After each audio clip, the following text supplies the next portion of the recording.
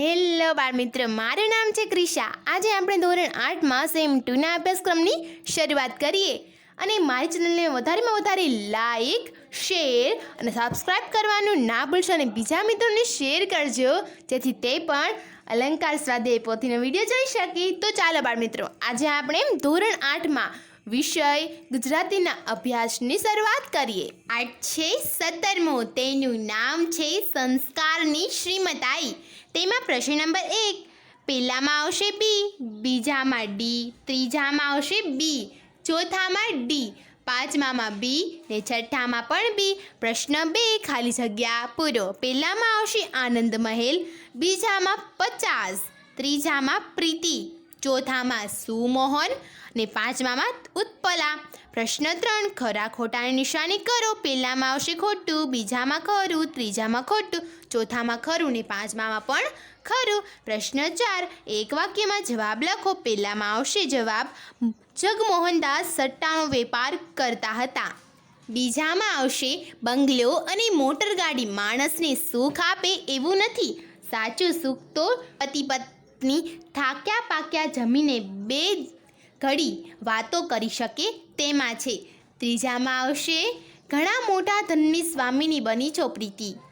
પ્રશ્ન 5, 2-3 વાક્યોમાં જવાબ લખો। પહેલામાં આવશે જવાબ, વિપત્તિ જ્યારે આવે છે ત્યારે એકલી નથી આવતી, સાથે લાવ લશ્કર સાથે લાવે છે, આવું લેખિકા જગમોહનદાસના સંદર્ભમાં કહે છે, કારણ કે જગમોહનદાસને સટ્ટામાં ભારે નુકસાન થયું હતું। એની સાથે જ તેમના જીવનમાં એક પછી એક આઘાત, પરાજય અને નુકસાની પણ આવી પડ્યા। સટ્ટાના નુકસાનની આફત જાણે આફતરૂપી લશ્કર લઈને આવેલ હોય તેમ બન્યું હતું। બીજામાં આવશે જવાબ, લેખિકા જેને કર્ત ભાવના કહે છે એ પ્રીતિને મન શ્રીમતાઈ છે, પૈસાની શ્રીમતાઈ તો બહારની ચીજ વસ્તુઓનો આડંબર કરે છે, સાચી શ્રીમતાઈ તો દિલમાં વસેલી છે, એ જ સાચી સંસ્કારની શ્રીમતાઈ છે। એના કારણે જ આટલા મોટા આર્થિક પતન પછી પણ ઘરની સંવાદિતા, આનંદ અને અખંડિતતા જળવાઈ રહ્યા છે।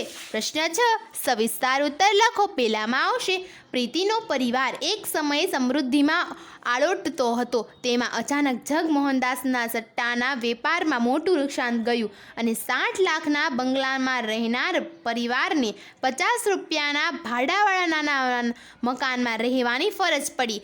ઘરની સ્ત્રીઓને ઘરકામની આદત ન હોવા છતાં કાર્ય કરવું પડતું એવું હસતા મોઢે કાર્ય કરવા લાગે છે। પરિવારમાં કોઈને સંપત્તિ ગુમાવ્યાનું નથી, પરંતુ આ વિકટ પરિસ્થિતિમાં મદદરૂપ ન થઈ શકવાની વ્યથા વૃદ્ધ દયાળજીભાઈ અનુભવે છે।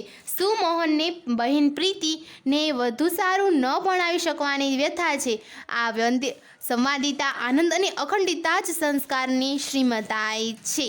બીજામાં આવશે, સુમોહનને પોતાની નાની વહાલી બહેન પ્રીતિને ડૉક્ટર બનાવી અમેરિકામાં ભણવા મોકલવા ઈચ્છતો હતો, પરંતુ આર્થિક પતન થતાં એ શક્ય ન બન્યું। આ વાત સુમોહનને કટતી હતી। તેણે દર્શનાબહેનને કહ્યું કે પ્રીતિ ભણવામાં મારા કરતાં પણ વધારે હોશિયાર છે, મને હતું કે હું મારી નાની બહેનને ઊંચામાં ઊંચી કેળવણી આપીશ, પણ હવે એ સ્થિતિ નથી રહી। મોટા હોવાને કારણે મને તો સગવડ મળી ગઈ, પણ હવે સ્થિતિ બદલતા બહેનને સહન કરવાનું આવ્યું। સહન તો મોટાએ કરવું જોઈએ, પણ છતાં નાની બહેનને આટલું બોલતા સુમોહનનો અવાજ ભીનો। ત્રીજામાં આવશે, દર્શનાબહેન દયાળજીભાઈની તબિયત વિશે પૂછે છે, ત્યારે દયાળજીભાઈ તેમની હાજરીમાં નિશ્વાસ નાખે છે, કારણ કે તેઓ વૃદ્ધાવસ્થાના કારણે આ વિકટ પરિસ્થિતિમાં પરિવારની મદદ કરી શકતા નથી।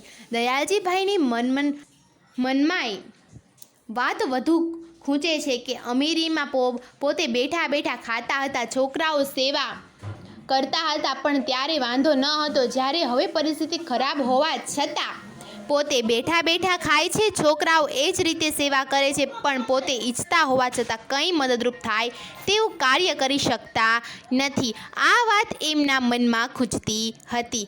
ચોથામાં આવશે, જગમોહનદાસ સટ્ટાનો વેપાર કરતા હતા, આ વેપારમાં એકવાર મોટું નુકસાન થતાં તેમને ભારે આર્થિક ફટકો પડે છે, પરિણામે તેમને બંગલો, મોટરગાડી અને ઘરની અન્ય કિંમતી ચીજવસ્તુઓ વેચવી પડે છે અને 60 લાખના બંગલામાં રહેતા પરિવારને 50 રૂપિયાના ભાડાના મકાનમાં રહેવું પડે છે। ધનની સાથે તેમના માન પ્રતિષ્ઠા પણ જીવનમાંથી જતા રહે છે. મિત્ર વર્તુળમાં રાજા તરીકે ઓળખાતા જગમોહનદાસ એકદમ રાયમાંથી રંક બની જાય છે. પ્રશ્ન 7 સમાનાર્થી શબ્દ લખો. પહેલામાં આવશે દુઃખ, બીજામાં આવશે ઉદારતા, ત્રીજામાં બ્રહ્મા અને ભાગ્ય, ચોથામાં આવશે અમીરી, પાંચમામાં દયા અને છઠ્ઠામાં આશીષ.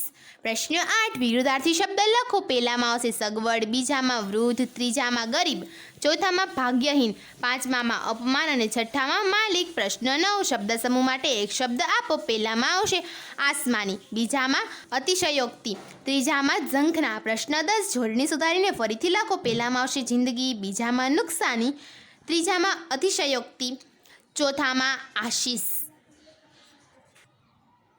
પ્રશ્ન 11 કક્કાવારીના ક્રમમાં લખો. પહેલામાં આવશે ઘર્ષણ, બીજું ભયંકર, ત્રીજું લશ્કર, ચોથું વિધાતા, પાંચમું વૈભવ ને છઠ્ઠું આવશે સુભગ.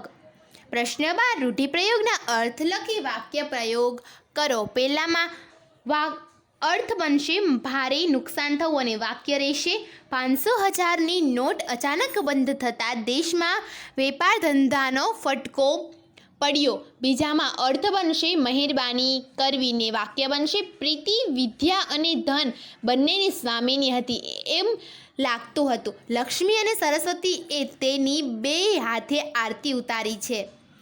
ત્રીજામાં અર્થ બનશે વૈભવ અને શ્રીમતાઈમાં જ રહેવું. વાક્ય બનશે સોનાના પારણામાં ઝૂલતા રામચંદ્રને ભાગ્યવશ 14 વર્ષ વનવાસ ભોગવવો પડ્યો. પ્રશ્ન 13 સંસ્કારની શ્રીમતાઈ પાઠમાંથી 5 દ્રિયુક્ત શબ્દ શોધીને લખો. પહેલામાં અવરજવર, બીજામાં ભયંકર, ત્રીજામાં લશ્કર, ચોથામાં વિધાતા, પાંચમામાં સુભગ. પ્રશ્ન 14 સંસ્કારની શ્રીમતાઈ પાઠના આધારે નીચેના વિધાનો સમજાવો. પહેલામાં આવશે જવાબ. આ વાક્ય પાર્વતીબહેન લેખિકા સાથે વાતચીત દરમિયાન બોલે છે.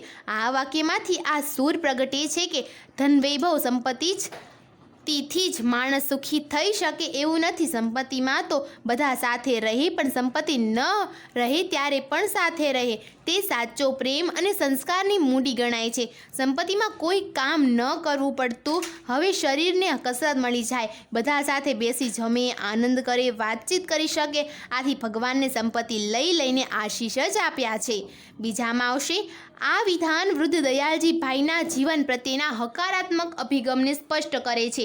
દયાળજી ભાઈ વૃદ્ધ છે પણ પહેલાં ઘરમાં મોટરગાડી હોવાથી ક્યાંય પણ જવું હોય તો તેમાં જ જતા, પરંતુ હવે સંપત્તિ જતાં મોટરગાડી પણ જતી રહી ત્યારે દયાળજીભાઈને ક્યાંય પણ જવું હોય તો ચાલીને જવું પડે છે. આ વાતથી તેઓ જરા પણ દુઃખી થતા નહીં પરંતુ વિચારે છે કે સારું જ થયું, એ બહાને હવે ચાલવાની કસરત મળે છે. પ્રશ્ન 15 સંસ્કારની શ્રીમતાઈ કથાના પાત્રોની વિશેષતા તમારા શબ્દોમાં લખો.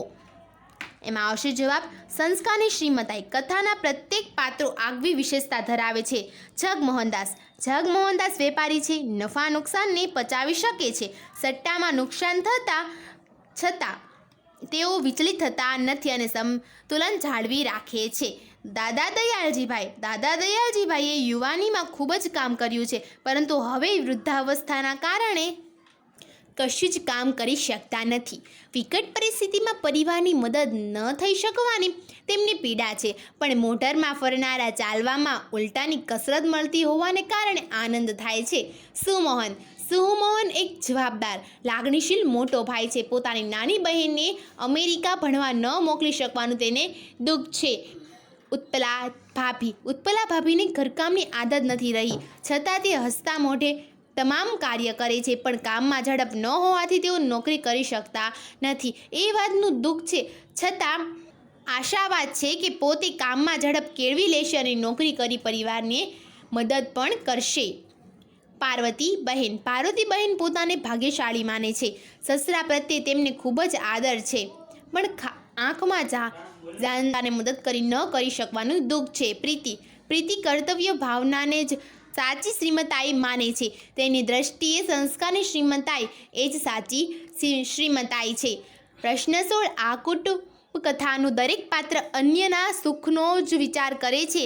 તમે આવી કોઈ ઘટના કે પ્રસંગમાં સાક્ષી બન્યા હો તે વિશે તમારા શબ્દોમાં લખો. જવાબ આવશે આ કુટુંબ કથામાં પાત્ર જેવી જ એક ઘટના અમારા ગામમાં બનેલી. ગામમાં સૌથી છનિક પરિવાર ધનપાલ શેઠનો હતો. સંતાનમાં 4 દીકરા અને 1 દીકરી અને પત્ની પુત્રવધુ. પરિવાર સંસ્કારી હતો, પણ મોટા દીકરાને ખરાબ સંગત થઈ જતા જુગારના રવાડે ચડી ગયો. આ બાજુ ધનપાલ શેઠના વેપારમાં પણ મંદી આવી ગઈ. ઉપરથી મોટા દીકરાની જુગારની લતને કારણે તેમણે વેપારી પેઢી પણ પોતાનો બંગલો, ગાડી પણ વેચી દેવા પડ્યા. આ બનાવ પછી મોટા દીકરાને પોતાની ભૂલ સમજાણી અને ખૂબ પસ્તાવો થયો. તેણે પરિવારની માફી માંગી અને બધા ખુશ થયા કે સારું થયું. આ બહાને મોટા દીકરાને સદબુદ્ધિ તો આવી અને બધા મળીને એકમેકને મદદરૂપ થવા લાગ્યા. નવેસરથી કામ ધંધાઓ શોધી નવા આશાવાદ સાથે જીવવા લાગ્યા. તો બાળ દોસ્તો, આ સાથે આપણો 17મો પાઠ સંસ્કારની શ્રીમદબાઈ જે પૂરો થાય છે. અને આવા જ અવારનવાર વિડીયો જોવા માટે મને કોમેન્ટ કરતી જરૂરથી જણાવજો. તો આજે બાળ દોસ્તો ફરી મળીશું નવા વિડીયો સાથે. ત્યાં સુધી આવજો.